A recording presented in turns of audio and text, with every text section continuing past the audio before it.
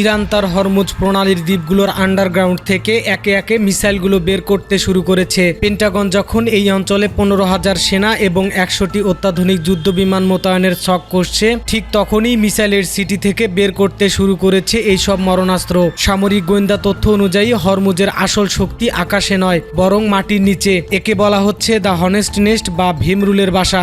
এই কৌশলের মূল কেন্দ্র হলো কেশম দ্বীপ। ধারণা করা হয় এই দ্বীপের ভূগর্ভস্তর সুড়ঙ্গে 500 থেকে 2000-এরও বেশি ব্যালিস্টিক এবং ক্রুজ মিসাইল লুকানো আছে, যা যে কোনো বিমান হামলায় ধ্বংস করা প্রায় অসম্ভব। শুধু তাই নয়, আবু মুসা, হরমুজ এবং টুন দ্বীপপুঞ্জে ইরান তার ফরওয়ার্ড অপারেটিং বেস হিসেবে ব্যবহার করছে। এই দ্বীপগুলোতে আরও কয়েকশো মিসাইল সরাসরি প্রণালীর দিকে তাক করে রাখা হয়েছে।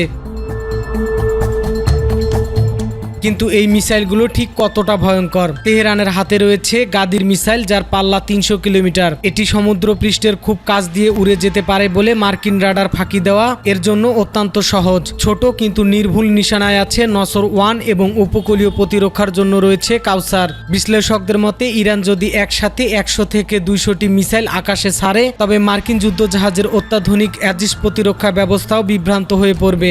একটি মিসাইল যদি লক্ষ্যভেদে সফল হয়, তবেই ঘটে যেতে পারে এক বিশাল বিপর্যয়।